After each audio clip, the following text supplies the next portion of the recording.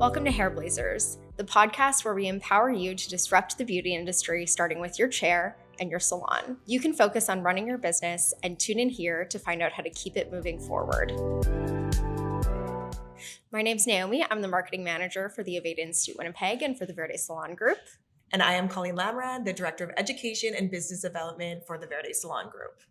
And today we're here with Rachel. Rachel is a senior stylist, salon manager, and co-creator of Birch Accessories. Welcome, Rachel. Thank you so much for having me. We're so happy you're here. So I think what I'd love to hear about to start is your journey kind of into this industry. Yeah, I started at the Aveda Institute Winnipeg back in 2013. I hadn't always wanted to do hair, but I knew I would not be happy doing something that's like in an office or behind a desk. And I really wanted to do something creative. And hair is something that I always took pride in for myself growing up. And I loved doing other people's hair. So the opportunity kind of presented itself and I just went full force into it and completely fell in love with it. After graduating hair school in 2014, I moved to Alberta right away and I worked at Diva Salon for 4 years. And that was a really great experience. It was full of education. So I feel like I really got a leg up in the industry, which was awesome. And then I moved back to Winnipeg in 2017. And that was really difficult because it was very hard to find a salon that I felt was home and that had a good culture and then had all the same values that I did and really focused on the things that I wanted to and gave me the opportunity to excel my career. And it wasn't until I came here as a model and Colleen greeted me the way she did. And instantly I was like, yeah, I'm quitting my job and I'm going to work here. And I didn't even wait. Like we had a conversation and you were going to reach out to me and I didn't wait for that because I was impatient. I was actually going to reach out to you. Yeah. But I messaged Rob that night and came in the next day and started that Saturday. So yeah, now I'm here. Well, we're so happy to have you here. Yeah. And you know what? Sometimes when you know, Yeah. You're like, this is, if somewhere feels right, you got to jump in. You got to just do it. Absolutely. Well, and you were talking about, there's different challenges in the salons. You're looking for something very specific. Mm-hmm. Can you talk to us more about a lot of the challenges that you see in a lot of salons or even like what's one of the biggest challenges for the salon today? I definitely think disconnection is one of them. I feel like a lot of places I've gone into or a lot of stories that I've heard, there's a lack of communication and mutual respect for each other. And there's a hierarchy. And I think that a lot of places you come in as somebody new and you feel like you have to work 10 times as hard to get the respect that you deserve. Whereas at Verde, I feel like it's just very inclusive. And when you start, not one of us is more important than the other. And it really is just a mutual respect. But also like for myself specifically, something that I really looked for and found very difficult to find was a salon that had values of when it comes to like the guest behind your chair. It's not just the service that they're getting. It's the full works. Like they're coming there to be educated. They're coming there to learn to style their own hair. And it's really up to us as a stylist to educate our guests on how to recreate the same look at home. I can't tell you how often somebody sits in my chair and is like, well, I can't do this at home. I'm not magical as much as I wish I was. And you absolutely can. It's not me. It's really the products that I'm using. I mean, I give you the foundation with the haircut, but the products around us, that's what's going to make it. Me taking the time to teach them how to style their hair. And it was hard to find a place that focused on that. So that's something I don't think is happening enough. Yeah. So speaking of products, yeah. Why don't we get into talking about Birch a little here? Amazing. So tell us kind of, how it all began and also why Birch would fit so well into a salon. We had been previously carrying another brand's accessories, and it's something that we really wanted to kind of include in our experience in the salon, because whether you like it or not, your guests are buying accessories. Why not it be from you? So we were finding it hard to find pieces that we really liked, that were good quality, that were a fair price point, and that were on trend, easy to use, and inclusive to all different types of hair and all different densities of hair. It is not easy to find like clips that are going to look good on somebody that has fine to medium hair as somebody who has medium to thick hair. So we just kind of said, why don't we just do our own? And that's really how it started. We just dove deep head first and went for it. And I think in terms of carrying it in your own salon, like as I said, your guests are going to buy it anyways. So we've taken the step out of having to look for this stuff, curate collections. We've made it for you. We help with the staging process of like how you set it up within your salon. We have barcodes on them, price tags on them so that it's very easy for your guests. And we're always pulling from outside sources and influences of what's on trend. So, yeah. Yeah. One thing I love about accessories is that it's complementary to what you're already doing in your salon. And I think, coming back to some of the challenges that salons are having, our industry's average net profit for a salon is under 5%. And often for a lot of people, it's under 3%, which is pretty staggering. Like it's challenging for a lot of salon owners to make a profit in this industry. And what I've definitely seen at some salons is they just throw in a ton of different product lines. And what that really ends up doing is those product lines just compete with each other. Just diluting sales. Yeah, exactly. They're just diluting sales. And then you're also having so much more of like an upfront investment in bringing on a whole new product line, educating your team about it, educating your guests about it, and getting any like collateral as well that talks about the products and the benefits. So I think adding something complementary makes way more sense than adding something that's going to be in competition. And you might not think something that has a bit of a lower price point is going to make as much of a dent, but because accessories are something that's a very accessible price point, so many guests will just walk to the front. They'll be like, oh yeah, I'll grab a scrunchie, I'll grab a clip, I'll grab a headband. It's a really easy thing to just pick up and add on. And once you get through like 100 of those pieces, it makes a big dent. It can definitely add to your bottom line. And we've spoken about location before, but Rachel, maybe talk a little bit more as far as where accessories are placed in the salon and how that can have an impact on how well they do. So I think it's important to not just have them like condensed in one corner or one area.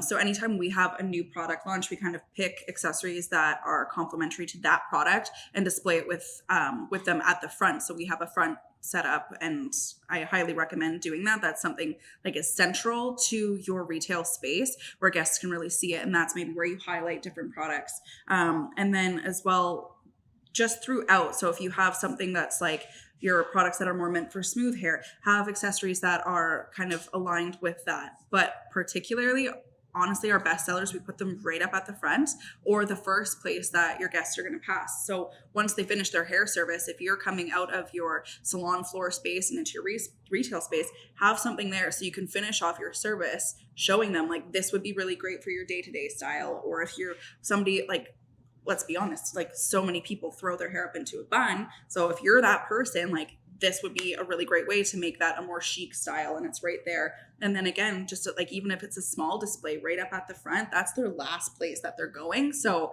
it's the perfect place for them to, the amount of times we see just like, oh, this is cute. And it's that last minute thought. It's like the chocolate bars at the supermarket.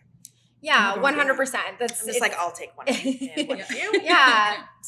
It's the exact same thing. Or like when you're in the checkout at Sephora and they have all of their minis there, or all of the items that are like an easier price point. It's just like, oh, this is, $10, this is $15, this is $20. Let me just grab it and add it to my order. So it's really the exact same principle. And I know you provide a lot of resources when you do bring new salons on with Birch, like the best practices of like, here's where you should put them in your location, of everything being tagged and priced already, and also like here's the best way to display this. What are some of the other resources you give to salons that come on with Birch to help make them succeed? Well, something that I think we really focus on is working with the salon owner or the person who's purchasing the products to kind of get a feel of who makes their culture, like what are their people like, what are they looking for, and curating a collection. So we do have ones that are like our best sellers or like intro opening inventory offers that you can purchase, but we also do work kind of one-on-one finding the accessories that are going to work best for their clientele and the people in their chair. And I think luckily enough, we have a marketing team that we get to work Mhm. with. So it's really helpful for salons. You bring on a product and you don't necessarily have time like to take a lot of pictures of it or photos or to show it off in your salon. And our marketing team has been really helpful with that to provide like an entire file with tons of photo shoot, like different pictures, lifestyle photos, flats that salons can use at their disposal. Yeah, absolutely. It makes a big difference to have those assets ready to go. So basically, you get your order, you can put everything out, it's all tagged, you have photos you can post and share with your team as well. So it's basically just like ready made for you to pretty much put it out and go. So that's awesome. Yeah, I feel like, when it first came out, we were thinking, because we're hairstylists and managers as well. And it's like, what would we look for in a product that we were going to bring in? And it's like making it as easy as possible. So when the person orders it or the salon orders it, it's like they can just get it in, put it out, and not have to do a ton of work. Because a lot of salon owners are also stylists. A lot of salon owners are also spending time behind the chair. And if you're spending a few days a week behind the chair, that doesn't leave you with a lot of time left over to think about those things. I think too, because we are small, it's easy for us that if there is ever feedback, it's not something we just look at and we're like, yeah, okay. We actually take that into account, and it's like, well, this was a challenge for us, and we take those different things and try to figure out, okay, how can we take that challenge away and change it up and change what we're doing to fit the demand and what people really want. So Rachel, one thing I'd love to know is how you define success and how you think salons should define success for themselves. That is a good question. That is a tough question, but that is a good question. For me, like my own personal success, I define as by always being like hungry for more. If I am wanting more and looking to push myself out of my comfort zone and going for new heights and trying new things, as scary as it is, that to me is when like you're successful, because you've achieved one goal and now you're hungry for more and you're pushing yourself to do more. So I think it's when you become stagnant and you're comfortable and you don't see another goal in sight or something that you want, that's when you're starting to kind of falter, if you will. And I really do think a salon defines success by its people and how they're doing. If you don't have that positive culture where your team is hungry for more and they're wanting to learn and they're open-minded and they're excited, again, same situation. I feel like that's when you start to falter. And yeah, this is such a human industry. And just going back to, you mentioned disconnection earlier. Mm-hmm. If you do have that disconnection, whether it's with your people, whether it's between the people in your business and the guests that are coming through your door, that disconnection can really feed into a whole bunch of other problems. Like if you're having problems with retailing, if you're having problems with, your net profit, like I mentioned, if you're having problems with your staff not showing up to education, whatever the challenges you're having are, probably disconnection is the root of that challenge. I do think it's tough too, because just going along with that and what you had said too about kind of oversaturating your retail space, because we just had this conversation with our team too. It's not about selling things to the people that walk in your door. It's really about educating them on what's going to be best for them. And as a stylist, it is our job to do so that we can push the boundaries with them, that we can actually give them the outcome that they want, because they're going to get it somewhere. So why not be from a trusted source where we know that it's good? But there is a lot of outside pressure. I see it all the time where it's like, get rid of your retail space. Don't carry retail products. And it's very difficult when you have a young stylist seeing this and believing all of it. And maybe that works for you. Totally cool.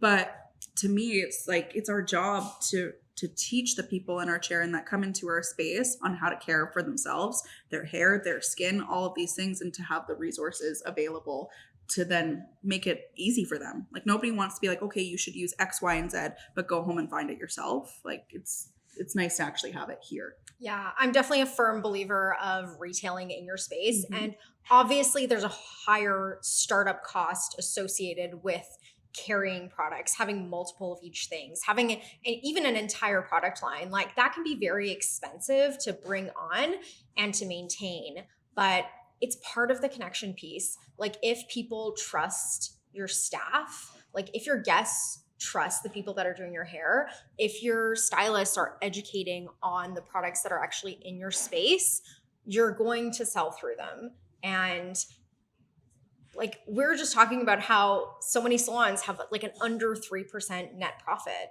You know, there's a lot of stylists that have this misconception that their salons are just, you know, taking Raking so in much money. money home and they're left with so little, whatever their percentage of commission is. But, you know, the real story is in a lot of salons, the majority of that income goes towards commission, goes towards the costs of keeping the lights on and doing education and filling a retail space and all of the other costs that are, and color and all the other costs that are associated with running a business. But if you can't make some of those costs back with retailing, it becomes very, very hard to do so and to maintain a profit margin. So I think the conversation around getting rid of your retail space is really challenging to me, because it's like if you want to have profit as a salon owner, and you should, like, profit's not a dirty word. If you want to have your business succeed, to be able to bring in more education, to be able to open a new location, to be able to do all the things to be able to give more back to your guests, those things all cost you money. And you need to make money in order to make those things happen. So, Rach, if someone's interested in getting started with Birch Accessories, what are the first steps they can take with that? So we are on Instagram at Birch Accessories. You can also go to our website, birchaccessories.ca or .com, and there is a wholesale tab where you can just fill that out and we will reach out to you. Message us on Instagram. You can also message myself at hairbyRachelK_. Yeah, and if people want to learn more about you specifically, Rachel, and keep up with you, obviously you just shouted out your Instagram. Anywhere else they can find you? In the salon. In the salon, exactly. Sit in my chair. Yeah, absolutely. Never hurts. Yeah. Okay, well, thank you so much, Rachel. Thank you. We loved having you today. Thanks, Rachel. Thanks. Thank you so much for listening. Remember to leave us a review, share with your team, and tune in next month for the next episode.